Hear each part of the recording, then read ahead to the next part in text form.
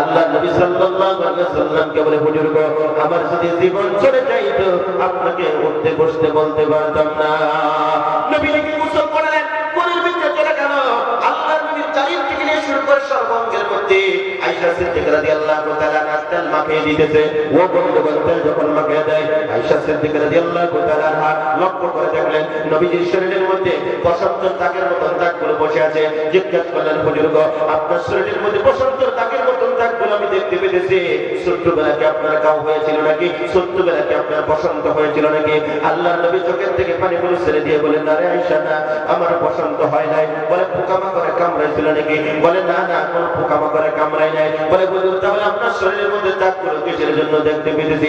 নবী কি আবার চোখের থেকে পানিগুলো ছেড়ে দিয়ে বলে, আয়েশা রে,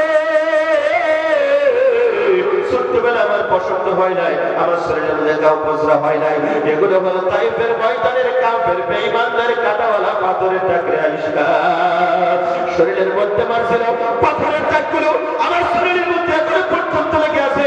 আয়েশা রাদিয়াল্লাহু তাআলা বিশ্বনবীকে বলে, হুজুর গো, তাহলে আমি তেল লাগিয়ে দিয়ে এই দাগগুলো মিটিয়ে দেই। নবীজি আমার চোখের থেকে পানিগুলো ছেড়ে দিয়ে বললেন, না না না, এই দাগগুলো মেটানো যাবে না। কঠিন কিয়ামতের দিন একটা দাগ তাকাইয়া আমার হাজার হাজার উম্মতদেরকে আমি আল্লাহর নবী শাফায়াত করে তাদেরকে জান্নাতের মধ্যে নিয়ে যাব। একটু জোরে জোরে বলা যায় কিনা সুবহানাল্লাহ? লিল্লাহি তাকবীর। বাবাজিরা আমার, কষ্ট আপনাদেরকে দিব না। আমি বুঝতে পারছি আপনাদের এলাকায় ঢুকে আমি বুঝতে পারছি যে আপনারা সবাই খেতিয়ক মানুষ, আপনারা সবাই কৃষক মানুষ, কর্মজীবী মানুষ। যত রাত বেশি হবে আপনাদের সকালবেলা ভোরবেলা খেতে যাইতে, আপনাদের ক্ষেতের কাজ করার জন্য আপনাদের কষ্ট হয়ে যাবে। ওদিকে কষ্ট না দিয়ে আর 40 থেকে আধা ঘন্টা থেকে 40 মিনিট বক্তব্য দিব। আপনারা শুনতে রাজি আছেন ইনশাআল্লাহ? কথা বলেন না কেন, রাজি আছেন? আল্লাহ কবুল করুন, সকলে বলি আমিন। ও বাবাজিরা আমার, খেয়াল করে লক্ষ্য করুন, আল্লাহর বান্দা বিশ্বনবী মুহাম্মদ রাসূলুল্লাহ সাল্লাল্লাহু আলাইহি ওয়াসাল্লাম আম্মা আয়েশা সিদ্দিকা রাদিয়াল্লাহু তাআলা আনহাকে বললেন, দাগগুলো মিটাইও না, এক একটা দাগের বিনিময়ে আমি নবীজি হাজার হাজার উম্মতকে শাফায়াত করে জান্নাতের মধ্যে নিয়ে যাব।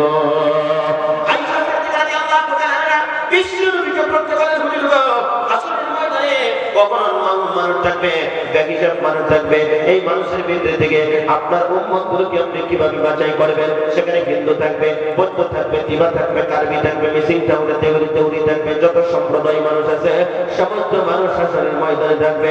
আপনি তাদেরকে কিভাবে চিনতে পারবেন? আমার রাসূল বলে, আমার কাছে উম্মত যারা হবে গো, তাদের চেহারার মধ্যে নূর চমকাতে থাকবে। যারা 40 দিনের জন্য জামাতে গেছে, যারা খানকার মেহনত করেছে, যারা 3 দিনের নেশাব লাগাইছে, যারা পরিষ্কার পরিচ্ছন্নতা সব সময় থাকছে, যারা ওযু করে করে 5 ওয়াক্ত সালাত কায়েম করেছে, আমার রাসূল বলে তাদের চেহারার মধ্যে নূর চমকাতে থাকবে। আর ওই নূরগুলো দেখে দেখে আমি আল্লাহর নবী শাফায়াত করে আল্লাহর জান্নাতে তাদেরকে নিয়ে যাব। একটু জোরে বলা যায় কিনা সুবহানাল্লাহ? এবার নামাজ পড়তে হবে তো নাকি? যদি নামাজ না পড়েন চেহারার মধ্যে নূর চমকাবে না, ওদিকে নামাজ পড়তে হবে। আমি কোরআন শরীফের থেকে সর্বপ্রথম একটা তিলাওয়াত করেছিলাম নামাজ সম্পর্কে, একটা হাদিস পড়েছিলাম এই নামাজ সম্পর্কে, মা বাবা সম্পর্কে, আজ সম্পর্কে। দুইটা সাবজেক্টের উপর আলোচনা করে ইনশাআল্লাহ বক্তব্য সমাপ্ত করব। শুনতে রাজি আছি? কথা বলেন না কেন, রাজি আছি?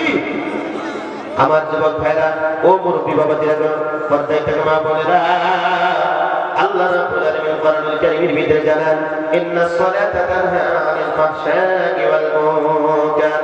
আল্লাহ নিশ্চয় সমান আমাদের পাহাড়া কাজের থেকে বাঁচাইতে পারে, অশ্লীল কাজের থেকে বাঁচাইতে পারে।